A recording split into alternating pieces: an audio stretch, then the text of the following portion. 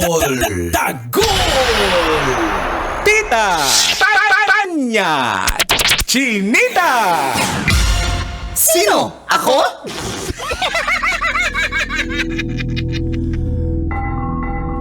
Magandang araw, mga kabisyo. Kasama mo, Manggas, para sa Sino Ako?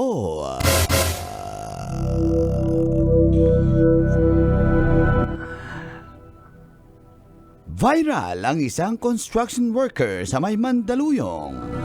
Parang alam ko na yan, Matapos siyang masita at matikitan ng otoridad dahil nakahubad, wala siyang suot na t-shirt habang nagmimix ng simento.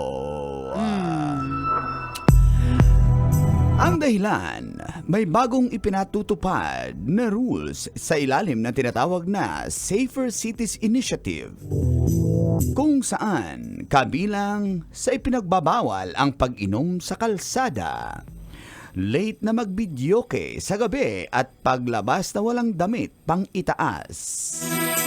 Naging kontrobersyal ito dahil nga trabahador siya at ginagawa lang niya trabahong sa oras na yon na nakahubad siya ng t-shirt. Maraming nagsasabing netizens na unfair o anti-poor ang pagtrato sa nasabing construction worker. Hindi man lang kinonsidera. Kung kaya't mismong si Secretary John Vic Rimulya na ang humingi ng public apology sa worker at umaming mali ang implementasyon dahil kahit sino na lang basta walang t-shirt ay hinuhuli. Nangako itong lilinawin ng guidelines sa mga kapulisan. Sa unang linggo pa lang ng pagpapatupad, libo-libo agad ang mga violators ang natikitan. Ikaw, kabisyo, natikitan ka na rin ba dahil wala kang t-shirt? Sino? Ako? Kailangan pa bang i-memorize yan? Shit. Ano sabi kahapon ni John Vic? Wow, John Vic. Sabi ni paring John Vic. Di ba paring mo yun? Pare yung sekretary, basta sekretary ko, pare ko. Siya, next-advise ako Tapos na pag ano? mag-apologize ka na lang, pare, kasi nga, may, yung implementasyon hindi klaro eh. Nagsorry naman siya. Pero yun lang, Ano yan, Tita Max? the damage has been done. Oo. Pero ang Pero ano kung ko, hindi ang yun tanong nangyari, ko, hindi rin makaklaro. makaklarify. Pero ang tanong ko sa mga nanghuli, wala ba tayong common sense? Oo, Kahit ba hindi, sa akin for me, kahit di kinlaro, common sense. Totoo. Kaya naman pinagbabawal yun dahil halimbawa yung nakaupo, nagtatambay, tas walang Yan, nagbaro, yan. yung topless, Oo. ganun, naglalakad.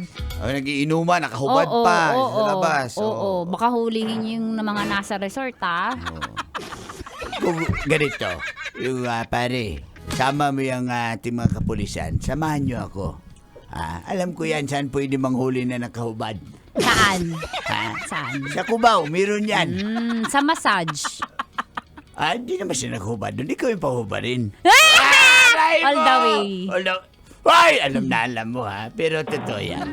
Ako, agree ako doon na sana naman may common sense at konsiderasyon na hindi Tama ko. nagtatrabaho eh.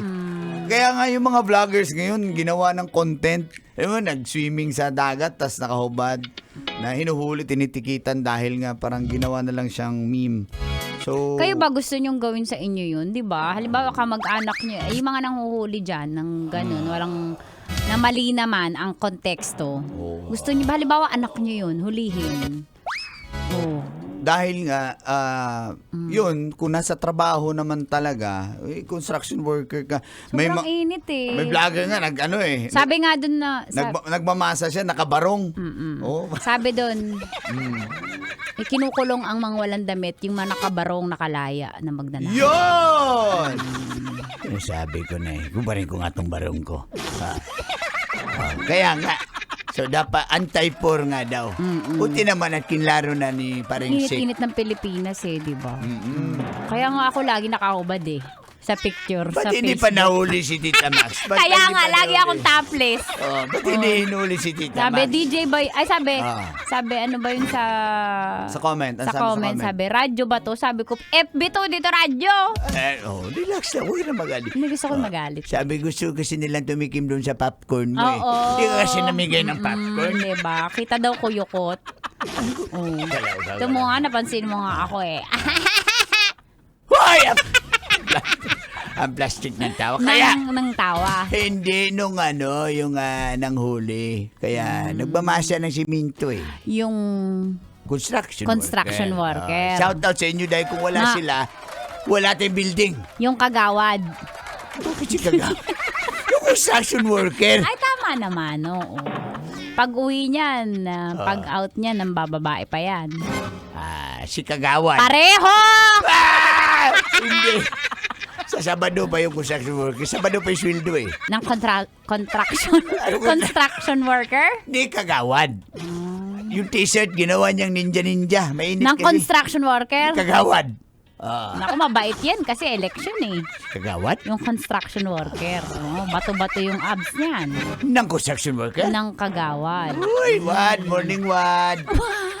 Wad tawag sa amin yan eh. Ng kagawad. Ng construction worker. Shout out sa inyo dyan. Galing maghalo Maghalo. ng semento. Yung construction worker. Si kagawad. Wad. Wad. Kasama ka pala ni Kapitan yan. Si kagawad. Yung construction worker. Ang lakas Basic. umano niyan, bumali. Ng construction worker. Ni kagawad. Basic! Basic! Okay. Para sa mga babaeng pabalik sa mga lalaki. Metro's #1 Love Radio. Basic!